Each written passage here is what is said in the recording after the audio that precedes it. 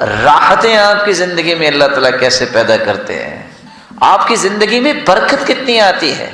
اور اس کی حقیقت بیان کرنے کے لیے میں ایک حدیث سنانا چاہوں گا. سنا لے جی.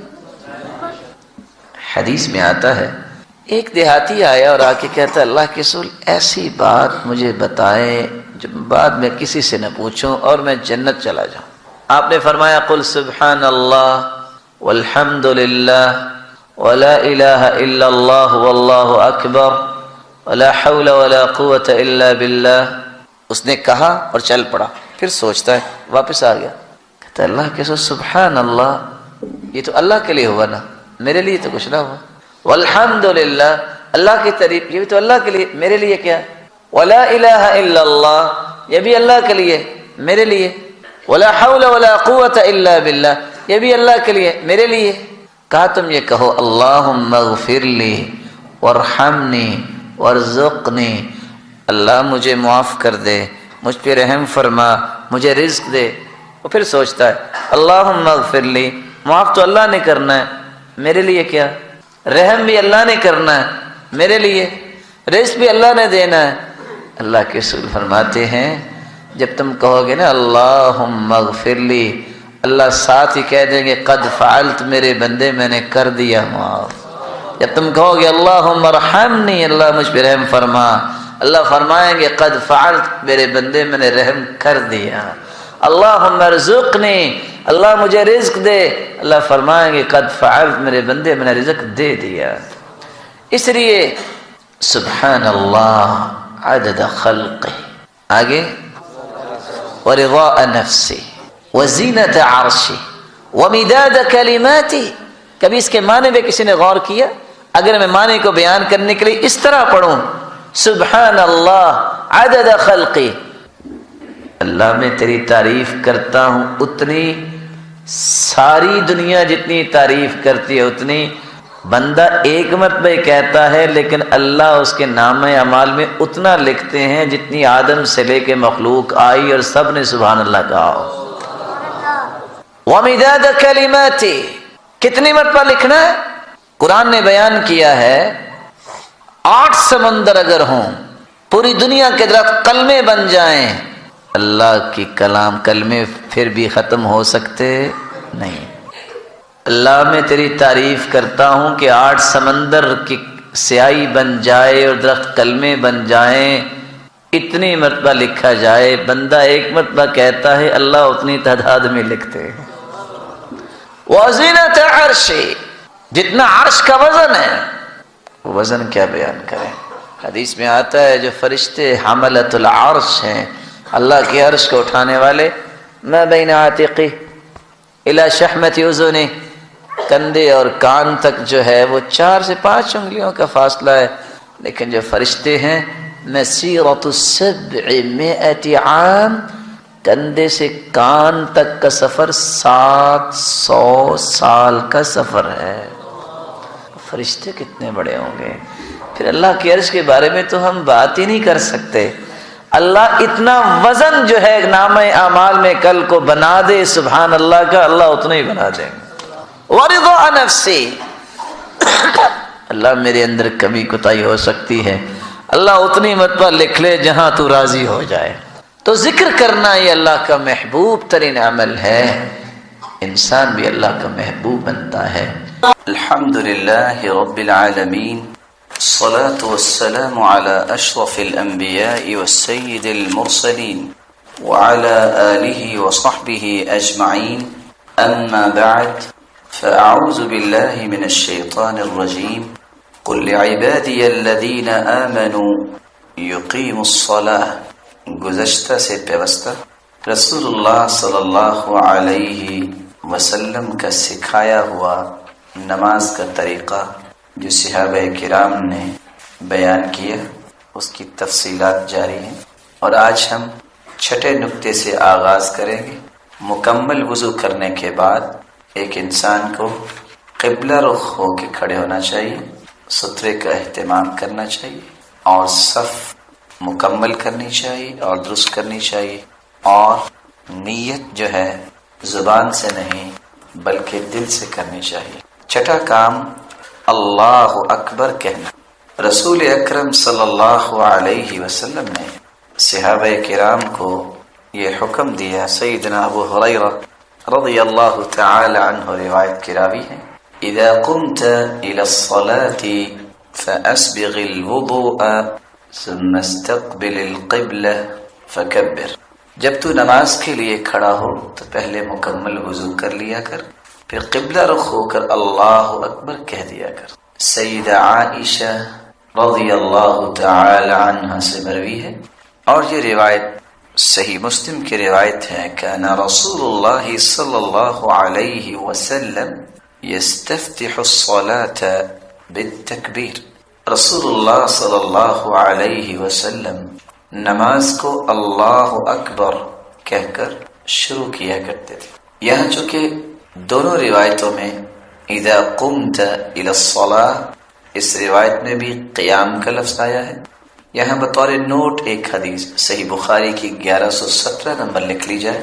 عمران ابن حسین رضی اللہ تعالی عنہ روایت کرتے ہیں رسول اللہ صلی اللہ علیہ وسلم نے فرمایا صلی قائما، نماز کھڑے ہو کر پڑھو. فَإِن لَّمْ تَسْتَطِعْ فَقَاعِدًا، اگر تمہارے پاس اتنی طاقت نہیں تو بیٹھ کے نماز پڑھو. فَإِن لَّمْ تَسْتَطِعْ فَعَلَى جَنْبٍ، اور اگر اتنی بھی طاقت نہیں تو پہلو کے بل ہو کے نماز ادا کرو. اور بعض روایات میں یہ الفاظ بھی ہیں فَأَوْمِ إِيمَاءً، کھڑا ہونا، بیٹھنا کروٹ کے بل اگر دشواری ہے. جس کیفیت میں بھی ہو اشارہ کر لو، نماز کا ثواب اور اجر پورا ہی ملے گا. اس کے ساتھ ایک دوسری روایت کا بھی اضافہ کر لیجئے. صلاة الرجل قاعدا نصف صلاة الرجل قائما، جو شخص صحت مند ہے اللہ تعالیٰ نے اس کو جسمانی طور پہ کوئی ایسی عوارض نہیں ہے، وہ اگر بیٹھ کے نماز پڑھتا ہے تو اس کو کھڑے ہو کے نماز پڑھنے سے آدھا ثواب ملے گا. تو اس لیے طاقت ہونے کے باوجود بیٹھ کے نماز نہیں پڑھنی چاہیے اور نہ ہی اپنے اجر میں کمی کرنی چاہیے. ساتواں پہلو رفع یدین کرنا، دونوں ہاتھوں کو اٹھانا. رسول اللہ صلی اللہ علیہ وسلم سے رفع الیدین کرنے کی ہمیں دو طریقے ملتے ہیں. دونوں ہاتھوں کو کندھوں تک اٹھانا، جیسا کہ سیدنا عبداللہ ابن عمر رضی اللہ تعالی عنہ بیان کرتے ہیں كان يرفع يديه حذو منكبيه اذا افتتح الصلاة. آپ صلی اللہ علیہ وسلم اپنے دونوں ہاتھوں کو کندھوں کے برابر اٹھاتے جب نماز شروع کرتے. وَإِذَا كَبَّرَ لِلرُّكُوعِ، اور جب اللہ اکبر کہتے رکوع کے لیے. وَإِذَا رَفَعَ رَأْسَهُ مِنَ الرُّكُوعِ، اور جب آپ اپنا سر مبارک رکوع سے اٹھاتے. وَلَا يَفْعَلُهُ حِينَ يَرْفَعُ رَأْسَهُ مِنَ السُّجُودِ، اور جب آپ اپنا سر مبارک سجدوں سے اٹھاتے تو پھر ایسا نہ کرتے. وفی لفظ، اور دوسری روایت کے الفاظ یہ ہیں وَإِذَا قَامَ مِنَ الرَّكْعَتَيْنِ رَفَعَ يَدَيْهِ، جب آپ صلی اللہ علیہ وسلم دو رکعتوں کے بعد تیسری رکعت کے لیے اٹھتے تو اس وقت بھی دونوں ہاتھوں کو کندھوں کے برابر لے جاتے. دوسرا طریقہ سیدنا مالک بن الحویرث رضی اللہ تعالی عنہ سے مروی ہے كان اذا كبر رفع يديه حتى يحاذي بهما اذنيه. رسول اللہ صلی اللہ علیہ وسلم جب نماز شروع کرنے کے لیے اللہ اکبر کہتے تو دونوں ہاتھوں کو اٹھاتے حتى يحاذي بهما اذنيه، یہاں تک کہ کانوں کے برابر، یا حتى يحاذي بهما فروع اذنيه، یا دونوں کانوں کی لو تک اٹھاتے. وَإِذَا رَكَعَ رَفَعَ يَدَيْهِ حَتَّى يُحَاذِيَ بِهِمَا أُذُنَيْهِ، اور جب آپ رکوع کرتے. وَإِذَا رَفَعَ رَأْسَهُ مِنَ الرُّكُوعِ، اور جب آپ رکوع سے اپنا سر مبارک اٹھاتے تو ان دونوں کیفیتوں میں اپنے دونوں ہاتھوں کو کانوں کے برابر اٹھا لیا کرتے. رسول اکرم صلی اللہ علیہ وسلم کا یہ طریقہ کہ آپ یا تو کندھوں کے برابر اٹھاتے یا کانوں کی لو تک اٹھاتے. ایک تیسرا طریقہ بھی سنن ابی داود میں موجود ہے، صحیح روایت ہے کہ رسول اللہ صلی اللہ علیہ وسلم اپنے دونوں ہاتھوں کو کس طرح اٹھایا کرتے تھے. تو رسول اکرم صلی اللہ علیہ وسلم کے صحابی بیان کرتے ہیں کہ آپ اپنے ہاتھوں کو سینے کے برابر اٹھاتے. سنن ابی داؤد کی یہ روایت جو صحیح ہے، یہ بتانا اس لیے ضروری ہے کہ شریعت کے ان خوبصورت پہلوؤں کا تذکرہ ہو جائے جو صحیح حدیث سے ثابت ہے کہ بعض اوقات انسان اس کیفیت میں چلا جاتا ہے کہ اس کے ہاتھ زیادہ اٹھتے ہی نہیں ہیں بیماری کی وجہ سے. تو رسول اکرم صلی اللہ علیہ وسلم کے نماز کے اس طریقے کو پڑھنے کے بعد یہ اندازہ بھی آپ کو ہوگا کہ کس کس جگہ اللہ تعالیٰ نے آسانی کے خوبصورت پہلو رکھے ہیں. ہاتھ اٹھاتے وقت اور اللہ اکبر کہتے وقت آپ صلی اللہ علیہ وسلم کا جو طریقہ رہا ہے وہ بھی اللہ کے رسول صلی اللہ علیہ وسلم نے امت کو 3 طریقے دیے. پہلا طریقہ یہ ہے ایک ہی وقت میں تکبیر کہنا اور ہاتھ اٹھانا. سیدنا عبداللہ ابن عمر رضی اللہ تعالی عنہ بیان کرتے ہیں رأیت النبی صلی اللہ علیہ وسلم افتتح التکبیر فی الصلاة فرفع يديه حين يكبر حتى يجعلهما حذو منكبيه. میں نے رسول اللہ صلی اللہ علیہ وسلم کو دیکھا کہ جب آپ نماز شروع کرنے کے لیے اللہ اکبر کہتے تو اس وقت اپنے ہاتھ کندھوں تک اٹھاتے. تو تکبیر، اللہ اکبر اور ہاتھ اٹھانا ایک ہی وقت میں. دوسرا طریقہ پہلے ہاتھوں کو کندھوں کے برابر اٹھانا پھر تکبیر کہنا، اللہ اکبر کہنا. سیدنا عبداللہ ابن عمر رضی اللہ تعالی عنہ بیان کرتے ہیں كان رسول اللہ صلی اللہ علیہ وسلم اذا قام للصلاة، رسول اللہ صلی اللہ علیہ وسلم جب نماز کے لیے کھڑے ہوتے رفع یدیہ تو دونوں ہاتھوں کو اٹھا لیتے حتی تکون بحذو منکبیہ اپنے کندھوں کے برابر ثم کبر پھر اس کے بعد اللہ اکبر کہتے. رسول اکرم صلی اللہ علیہ وسلم کا تیسرا طریقہ اللہ اکبر پہلے کہنا پھر دونوں ہاتھوں کو کندھوں کے برابر اٹھانا. سیدنا ابو قلابہ رضی اللہ تعالی عنہ سے مروی ہے انہ رأى مالک بن الحویرث، انہوں نے مالک بن حویرث کو دیکھا اذا صلی کبر، جب وہ نماز پڑھتے تو اللہ اکبر کہتے ثم رفع یدی پھر اپنے دونوں ہاتھوں کو اٹھاتے. وحدث ان رسول اللہ صلی اللہ علیہ وسلم كان يفعل هكذا، اور وہ بیان کرتے تھے کہ میں نے رسول اللہ صلی اللہ علیہ وسلم کو اسی طرح کرتے ہوئے دیکھا. ان تینوں طریقوں میں دونوں ہاتھوں کو اچھی طرح کھول کر بلند کرنا چاہیے. رسول اکرم صلی اللہ علیہ وسلم کے متعلق سیدنا ابو ہریرہ رضی اللہ تعالی عنہ سے مروی ہے كان رسول اللہ صلی اللہ علیہ وسلم اذا دخل في الصلاة رفع يديه مدا، رسول اللہ صلی اللہ علیہ وسلم جب نماز میں داخل ہوتے تو اپنے دونوں ہاتھوں کو خوب لمبا کر کے بلند کرتے، واضح کر کے اٹھاتے. ہاتھوں کو اٹھانے کے بعد 8واں عمل جو ہے سینے پر ہاتھ باندھنا. رسول اکرم صلی اللہ علیہ وسلم ہاتھ اٹھانے کے بعد سینے پر ہاتھ باندھتے. طاؤس روایت کرتے ہیں كان رسول اللہ صلی اللہ علیہ وسلم يضع يده اليمنى على يده اليسرى ثم يشد بهما على صدره وهو في الصلاة. رسول اکرم صلی اللہ علیہ وسلم نماز میں اپنا دایاں ہاتھ بائیں ہاتھ پہ رکھتے پھر ان دونوں کو اپنے سینے پر مضبوطی سے باندھ دیتے. یہ سینے پر ہاتھ رکھنے کا جو طریقہ ہے اس میں بھی شریعت نے آسانی دی. اس کے بھی 3 طریقے بتائے. سیدنا وائل ابن حجر رضی اللہ تعالی عنہ بیان کرتے ہیں فنظرت الیہ، میں نے رسول اللہ صلی اللہ علیہ وسلم کو نماز پڑھتے دیکھا. فقام، آپ کھڑے ہوئے. فکبر، آپ نے اللہ اکبر کہا. ورفع یدی، آپ نے دونوں ہاتھوں کو بلند کیا.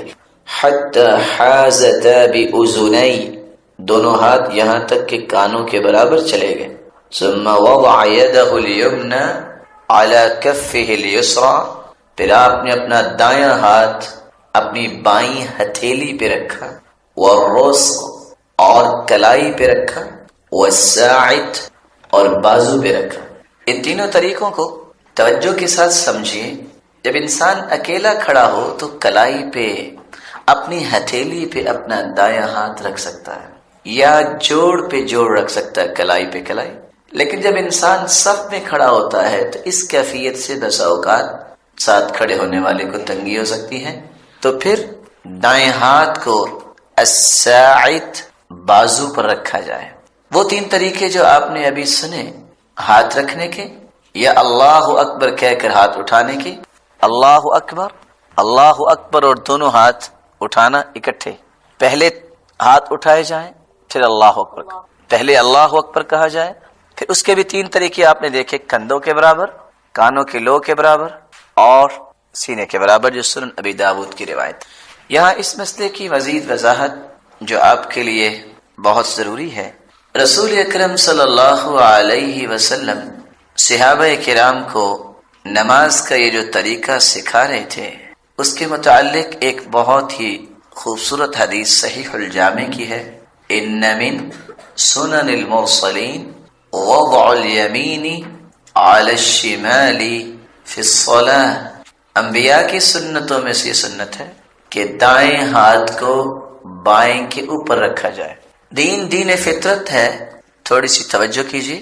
آپ جب بازو کو صف بناتے وقت کھڑے ہوتے ہیں تو دائیں کو بائیں کے اوپر رکھتے ہیں، آپ اس کو جتنا بھی نیچے لے جانا چاہیں کوشش کریں جائے گا، اور اگر لے جانا بھی چاہیں تو دوبارہ سنیے، وضع الیمین علی الشمال فی الصلاة، دایاں بائیں کے اوپر ہو، اور اگر نیچے کریں گے دایاں نیچے آنا شروع ہو جائے گا۔ سنن ابی داود کی ایک روایت ہے عاصم بن کلیب سے، ثم وضع يده اليمنى على ظهر كفه اليسرى، انہوں نے دایاں ہاتھ اپنے بائیں ہتھیلی کے اوپر رکھا، والرسغ والساعد، اسی طرح کلائی اور بازو پر، وقال فيه، اور ساتھ کہنے لگے، ثم جئت بعد ذلك في زمان فيه برد شديد، میں پھر سردیوں میں آیا، فرأيت الناس عليهم جل الثياب تحرك أيديهم تحت الثياب، تو سردیوں میں انہوں نے چادریں لی ہوئی تھی، اس کے باوجود چادروں کے نیچے سے بھی ان کے ہاتھ حرکت کر رہے تھے رفع الیدین کے لیے۔ اور وائل ابن حجر کی روایت ہے سنن ابی داود میں، اتیت النبی صلی اللہ علیہ وسلم فی الشتاء، میں سردیوں میں رسول اللہ صلی اللہ علیہ وسلم کے پاس آیا، فرأیت اصحابہ یرفعون ایدیہم فی ثیابہم فی الصلاة، میں نے دیکھا کہ صحابہ کرام اپنے کپڑوں کے اندر ہی جو چادر لی ہوتی رفع الیدین کرتے، اور آپ صلی اللہ علیہ وسلم کی وفات سے 6 ماہ قبل وائل ابن حجر اللہ کے رسول کے پاس گئے ہیں اور انہوں نے اس وقت دیکھا۔ ابن حجر اسقلانی رحمۃ اللہ علیہ روایت نقل کرتے ہیں تلخیص الحبیر کی، فما زالت تلک صلاته حتی لقی اللہ، رسول اکرم صلی اللہ علیہ وسلم نے اسی طرح اپنے ہاتھوں کو اٹھا کر ہی نماز پڑھی، حتی لقی اللہ، جب تک اللہ سے ملاقات نہیں ہوگی۔ یہاں ایک ضروری نوٹ دے دیجئے، رسول اکرم صلی اللہ علیہ وسلم کا طریقہ مبارک کہ آپ دونوں ہاتھوں کو سینے پر باندھتے اور دونوں ہاتھوں کو کندھوں کے برابر اٹھا لیتے، لیکن جب انسان قرآن و سنت کو دلیل نہیں مانتا، حجت نہیں مانتا، یا اس کی روشنی میں زندگی گزارنا نہیں چاہتا، تو پھر ہمیشہ سنی سنائی باتوں کو ہی حجت مانتا ہے۔ آج لوگ یہ کہتے نظر آتے ہیں کہ اصل میں صحابہ کرام رضی اللہ عنہم وارضاہم ابتدائی اسلام میں نعوذ باللہ من ذالک بت لے کے آتے تھے جو اپنی بغلوں میں چھپا لیتے تھے، تو ان کو گرانے کے لیے یہ رفع الیدین کا حکم دیا گیا۔ اس ضمن میں 3 باتیں آپ کو لکھنی چاہیے۔ کائنات کے اندر ادنا سے ادنا مسلمان بھی یہ گوارا نہیں کرتا، ادنا سے ادنا مسلمان، کہ وہ منافقت کا کوئی پہلو اس انداز سے پیش کرے اور نماز کی حالت میں بتوں کو لے کے آئے۔ تو صحابہ کرام پر یہ بہت بڑا بہتان ہے. سبحانک ھذا بہتان عظیم. وہ ہستیاں جو اللہ کے رسول کے اشارہ ابرو پر اپنی جان چھڑکنے کے لیے تیار رہتے تھے، وہ اس طرح کا عمل کیسے کر سکتے؟ یہی وجہ ہے عبداللہ ابن مسعود رضی اللہ تعالی عنہ نے کہا تھا ان اللہ نظر فی قلوب العباد فوجد قلب محمد خیر قلوب العباد. اللہ تعالیٰ نے کائنات کے دلوں کو جھانکا، سب سے خوبصورت دل محمد الرسول اللہ صلی اللہ علیہ وسلم کا پایا. فاصطفاہ لنفسہ وابتعثہ برسالتہ. تو اللہ تعالیٰ نے ان کو چن لیا، پوری کائنات کا سرتاج بنا دیا. ثم نظر فی قلوب العباد بعد قلب محمد صلی اللہ علیہ وسلم فوجد قلوب اصحابہ خیر قلوب العباد. اللہ تعالیٰ نے پھر دلوں کو جھانکا تو سب سے خوبصورت دل اللہ کے رسول کے صحابہ کے پائے. فجعلهم وزراء لنبیہ. تو اللہ تعالیٰ نے ان کو اپنے پیغمبر کا وزیر بنا دیا. یہ سلیکشن اللہ کی طرف سے.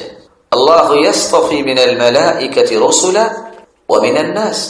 اللہ تعالیٰ نے فرشتوں میں بھی چناؤ کیا، انسانوں سے بھی چناؤ کیا. چنیدہ ہستیوں کے بارے میں اس طرح زبان کھولنا یہ شرعاً جائز نہیں. صحابہ کرام کے بارے میں اس طرح کے الفاظ کسی مسلمان کو زیبا نہیں. یہی وجہ ہے کہ آج امت کا بیشتر حصہ جب غور ہی نہیں کرتا تو یہ لکھتا، پڑھتا، پڑھاتا اور بولتا نظر آتا ہے اور سمجھ سے باہر ہے. آپ لوگ بھی عقل رکھتے ہیں، ایک لمحے کے لیے سوچئے وہ کاغذ کے بت تھے کیا؟ اور ساتھ ان کے اس وقت کوئی ایلفی کی فیکٹری بھی تھی کہ بغلوں میں لگا لیتے اور گرتے ہی نہیں تھے. تو وہ تو اللہ اکبر پہلی مرتبہ کہیں تو اس وقت ہی گر جانے تھے. وہ کیسے چھپ گئے؟ انہوں نے تو چادریں پہنی ہوتی تھی اس وقت، تو قمیض اور ہائی نیک تو بنی نہیں تھی ابھی تک، تو کیسے چھپا لیا انہوں نے؟ کوئی لاجک تو ہونا چاہیے. یہی وجہ ہے کہ صحیح بخاری کتاب الجنائز جب ہم پڑھتے ہیں اور پڑھاتے ہیں تو سوائے افسوس کے کچھ نہیں کہہ سکتے، کیونکہ اسی صحیح بخاری کی شرح لکھنے والے دنیا سے جا چکے ہیں، اس لیے ان کے بارے میں کچھ الفاظ نہیں بولے جا سکتے.